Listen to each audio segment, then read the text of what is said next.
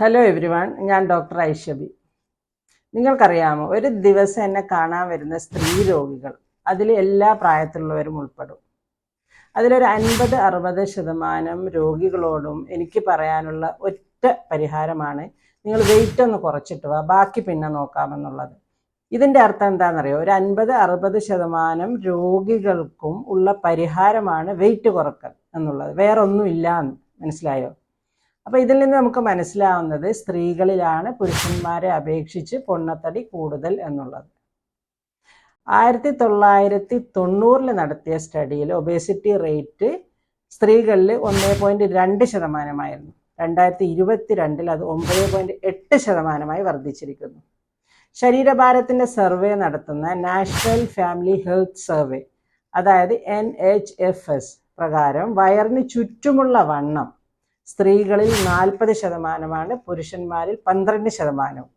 ഇതിൽ നിന്ന് നിങ്ങൾക്ക് എന്താണ് മനസ്സിലാവുന്നത്? സ്ത്രീകളിലാണ് പൊണ്ണത്തടി കൂടുതൽ, അതായത് ഒബേസിറ്റി കൂടുതൽ കാണപ്പെടുന്നത് എന്ന്. ഇത് സീരിയസ് അല്ലേ? ഇനി ഈ ഒബേസിറ്റിൻ്റെ, പൊണ്ണത്തടിൻ്റെ കാരണങ്ങൾ എന്താണെന്ന് നോക്കാം. ഒന്നാമത്തെ കാരണമാണ് ജനിതക കാരണങ്ങൾ. അതായത് നമ്മുടെ കുടുംബത്തിൽ വണ്ണം കൂടുതലുള്ളവരാണ് ഉള്ളതെങ്കിൽ നമുക്കത് കിട്ടാൻ സാധ്യത കൂടുതലാണ്. രണ്ടാമത്തേതാണ് ഭക്ഷണ രീതിയിലുള്ള മാറ്റങ്ങൾ. അതായത് നമ്മൾ എണ്ണ, പഞ്ചസാര, ഫാസ്റ്റ് ഫുഡ്, ബേക്കറി ഐറ്റംസ്, ഇതുപോലുള്ള സ്വീറ്റൻഡ് ആയിട്ടുള്ള, മധുരം കൂടുതൽ, എണ്ണ കൂടുതലുള്ള ഭക്ഷണം കഴിക്കുന്നവരിൽ പൊണ്ണത്തടി കൂടും. മൂന്നാമതായി വ്യായാമശീലം ഇല്ലാത്തവർ. നാലാമതായി രോഗങ്ങളുള്ളവർ. അതായത് രോഗങ്ങളിൽ നമുക്ക് തൈറോയ്ഡ് പ്രശ്നമുള്ളവരാവാം, PCOD ഉള്ളവരാവാം, ഡിപ്രഷൻ ഉള്ളവരാവാം, അതുപോലെ തന്നെ ഓവർ ഈറ്റിംഗ് ഡിസോർഡർ എന്ന് പറയും. ഇവയുള്ളവരിലൊക്കെ വണ്ണം കൂടാൻ സാധ്യത കൂടുതലാണ്. പിന്നെ മാനസിക രോഗമുള്ളവർ അമിതമായി ഭക്ഷണം കഴിക്കുന്നത് ഒരു കാരണമാവാം. ആറാമതായി താഴ്ന്ന സാമ്പത്തിക ശേഷിയുള്ളവർ. ഇവര് പോഷകാഹാരം കുറഞ്ഞ ഭക്ഷണം, അതുപോലെ കലറി കൂടുതൽ ഭക്ഷണം കഴിക്കുന്നത് കൊണ്ട് പൊണ്ണത്തടി വരും. ഏഴാമതായി ഉറക്കം കുറവുള്ളവർ. ഒരു ദിവസം 7 മണിക്കൂർ എങ്കിലും ഉറങ്ങണമെന്നാണ്. ഉറക്കം കുറഞ്ഞാൽ പൊണ്ണത്തടി കൂടും. എട്ടാമത്തതാണ് മാനസിക സമ്മർദ്ദമുള്ളവർ. മാനസികമായി എന്തെങ്കിലും വിഷമങ്ങളോ ബുദ്ധിമുട്ടുകളോ ഉള്ളവരെന്ത് ചെയ്യും? ഇവർ ഓവർ ഈറ്റിങ്ങിലോട്ട് പോകും. ഇതിലൂടെ ഇവർക്ക് പൊണ്ണത്തടി വരും. പിന്നെ ചില മരുന്ന് കഴിക്കുന്നവർ. ഇതിലെന്തൊക്കെയാ ലക്ഷണങ്ങൾ എന്ന് നോക്കാം. നമ്മൾ പ്രതീക്ഷിക്കുന്ന ചില ലക്ഷണങ്ങളാണ്. ഒന്ന്, ശ്വാസത്തിന് ബുദ്ധിമുട്ടുണ്ടാവും, ഇവർക്ക് കിതപ്പുണ്ടാവും. പിന്നെ അതുപോലെ മലർന്ന് കിടക്കുമ്പോൾ ചിലപ്പോൾ ഇവർക്ക് ശ്വാസം കിട്ടില്ല, ഓക്സിജൻ കുറഞ്ഞു പോകും. വേർപ്പ് കൂടും, കൂർക്കം വലി കൂടും. ജോലി ചെയ്യാൻ ബുദ്ധിമുട്ടുണ്ടാവും, ക്ഷീണം ഉണ്ടാവും. ജോയിൻറ്റ് പെയിൻ ഉണ്ടാവും, ബാക്ക് പെയിൻ ഉണ്ടാവും. പിന്നെ മെൻ്റലി ഇവർക്ക് എപ്പോഴും ഒരു സ്വയം താത്തിക്കെട്ടലുണ്ടാവും. അതായത് മറ്റുള്ളവരുടെ മുമ്പിൽ ഇവരെന്തോ ഡിഫറെൻ്റ് ആണ്, ഇവർ തനിച്ചായി പോയി, ഇവർക്ക് കൂട്ടുകാരൊന്നുമില്ല എന്നുള്ള ഒരു അപകർഷതാബോധം ഇവരിലുണ്ടാവും. ആത്മവിശ്വാസം ഇവർക്ക് കുറഞ്ഞു വരും. പൊണ്ണത്തടി നമ്മുടെ ആരോഗ്യത്തെ എങ്ങനെ ദോഷകരമായി ബാധിക്കുന്നു എന്ന് നോക്കാം. ആദ്യമായി തന്നെ എന്തൊക്കെ നമുക്കുണ്ടാവാം? ഹൃദ്രോഗം ഉണ്ടാവാം, ഹൈ ബ്ലഡ് പ്രഷർ ഉണ്ടാവാം, രക്തധമനികൾ അടഞ്ഞു പോകുന്ന രോഗങ്ങൾ ഉണ്ടാവാം, സ്ട്രോക്ക് വരാം. രണ്ടാമത്തതായി ടൈപ്പ് 2 ഡയബറ്റീസ്. മൂന്നാമതായി സ്ത്രീകളിൽ വന്ധ്യതയ്ക്ക് കാരണമാവും. അതിൽ വന്ധ്യതയ്ക്ക് കാരണം എന്തുകൊണ്ടാണ്? PCOD കൊണ്ടാണ്. പിന്നെ പ്രഗ്നൻ്റ് ആയി കഴിഞ്ഞാൽ തന്നെയും ഷുഗർ വരാം, ഹൈപ്പർ ടെൻഷൻ വരാം, അതുപോലെ തന്നെ അപസ്മാരം വരാം. നാലാമത്തതാണ് cancer, breast cancer, endometrial cancer, അതുപോലെ കുടലിലെ ക്യാൻസർ. ഈ ഫാറ്റി ടിഷ്യൂ കൂടുതൽ ഈസ്ട്രോജൻ ഉൽപ്പാദിപ്പിക്കും. അത് കാരണം ഈ ഈസ്ട്രോജനാണ് ക്യാൻസറിന് കാരണമാവുന്നത്. അടുത്തതായി ശ്വാസകോശ രോഗങ്ങൾ ഇവരിൽ കൂടും. ഉറങ്ങുമ്പോഴുള്ള ശ്വാസതടസ്സം, ശ്വാസം കിട്ടാതെ ഓക്സിജൻ കുറയുന്ന ബുദ്ധിമുട്ട്, ഡീപ്പ് സ്ലീപ്പിൽ ഇവർക്ക് ഓക്സിജൻ കുറഞ്ഞു പോകാൻ സാധ്യതയുണ്ട്. ആറാമതായി മാനസിക രോഗങ്ങൾ, ഇവരിൽ ഡിപ്രഷൻ ഉണ്ടാവാം.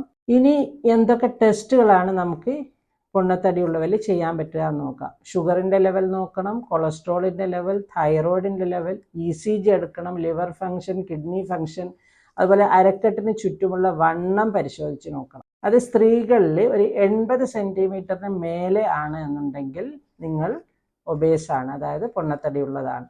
പുരുഷന്മാരിൽ 94 സെൻറ്റിമീറ്റർ മേലെ ആണെങ്കിൽ പുരുഷന്മാരിലും ഒബേസിറ്റി ഉണ്ട് എന്നർത്ഥം. ഇനിയാണ് എല്ലാവരോടും എന്നോട് ചോദിക്കുന്ന ഒരു ചോദ്യത്തിന് ഉത്തരം പറയാൻ പോകുന്നത്. എല്ലാവരും എന്നോട് ചോദിക്കും, ഡോക്ടറെ വയറ് കുറയാനും തടി കുറയാനും എന്താണ് ചെയ്യേണ്ടത്, എന്തൊക്കെയാണ് ചെയ്യാൻ പറ്റുക, വല്ല മരുന്നുണ്ടെങ്കിൽ എഴുതി തരുമോ എന്ന്.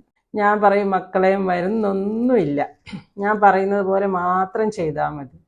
അതായത് ആഴ്ചയിൽ ഒരു 150 മുതൽ 300 മിനിറ്റ് വരെ എക്സർസൈസ് ചെയ്യാൻ ശ്രമിക്കുക. അതിൽ മോഡറേറ്റ് എക്സർസൈസ് ആവാം, അതുപോലെ തന്നെ ഫാസ്റ്റ് വേഗത്തിലുള്ള നടത്തമാവാം. ഓക്കെ. രണ്ടാമത്തത്, ഭക്ഷണത്തിൽ, നിങ്ങൾ കഴിക്കുന്ന ഭക്ഷണത്തിൽ ശ്രദ്ധ ചെലുത്തുക. എന്താണ് നിങ്ങൾ കഴിക്കുന്നത്, എപ്പോഴാണ് അത് കഴിക്കുന്നത് എന്ന് ശ്രദ്ധിച്ച് കഴിക്കുക. അതായത് പഴങ്ങളും ഫ്രൂട്ട്സ്, ധാന്യങ്ങൾ, കലറീസ് കുറഞ്ഞ പോഷക സമൃദ്ധമായ ഭക്ഷണങ്ങൾ കഴിക്കാൻ ശ്രമിക്കുക. പ്രോട്ടീൻസ്, അതായത് കൊഴുപ്പില്ലാത്ത പ്രോട്ടീൻസ്, ലീൻ പ്രോട്ടീൻ എന്ന് പറയും, അത് കഴിക്കുക. ധാന്യങ്ങൾ കഴിക്കുക. പൂരിത കൊഴുപ്പും മധുര പലഹാരങ്ങളും നിങ്ങൾ ഒഴിവാക്കുക.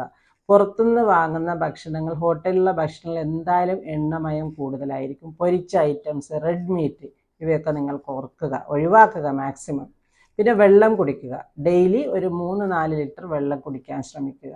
നിങ്ങളുടെ ശരീരഭാരം നിങ്ങൾ തന്നെ നിരീക്ഷിക്കുക. എങ്ങനെയായാലും ഒരു 2 ആഴ്ച കൂടുമ്പോൾ ഒന്ന് വെയിറ്റ് നോക്കുക. അത് കൂടുന്നുണ്ടോ കുറയുന്നുണ്ടോ എന്ന് നിങ്ങൾ നിരീക്ഷിച്ചു കൊണ്ടിരിക്കും. പിന്നെ നിങ്ങൾക്ക് മതിയായ ഉറക്കം കിട്ടണം. ഉറക്കം കിട്ടുന്നില്ലെങ്കിൽ എന്താണ് കാരണം എന്ന് കണ്ടുപിടിക്കുക. അതിന് എന്തെങ്കിലും പരിഹാരം, അതായത് ടെൻഷനോ വിഷമങ്ങളോ മാനസിക ബുദ്ധിമുട്ടുകളോ എന്തെങ്കിലും വർക്ക് പ്ലേസിലെ സമ്മർദ്ദങ്ങളോ വീട്ടിലെ സമ്മർദ്ദങ്ങളോ എന്തെങ്കിലും ഉണ്ടെങ്കിൽ, ട്രീറ്റ്മെൻറ്റ് ആവശ്യമുണ്ടെങ്കിൽ ദയവായി ട്രീറ്റ്മെൻറ്റ് എടുക്കുക. ഇനി എന്തൊക്കെയാണ് നിങ്ങൾ ചെയ്യാൻ പാടില്ലാത്ത കാര്യങ്ങളെന്ന് നോക്കാം. ഒന്നാമതായി, നിങ്ങൾ ഭക്ഷണം സ്കിപ്പ് ചെയ്യരുത്, ഭക്ഷണം ഒഴിവാക്കരുത്. സമയത്തിന് ഭക്ഷണം കഴിക്കുക. അതായത് ഒരു സമയത്തുള്ള ഭക്ഷണം സ്കിപ്പ് ചെയ്താൽ അടുത്ത സമയം എക്സ്ട്രാ ഭക്ഷണം നിങ്ങൾ കഴിക്കും. അതിലൂടെ എന്ത് സംഭവിക്കും? അമിതഭാരത്തിന് കാരണമാവും. പിന്നെ ഓവറായിട്ട് ഡയറ്റിംഗ് ചെയ്യുന്ന ആൾക്കാരുണ്ട്, അൺസയൻറ്റിഫിക് ആയിട്ട്.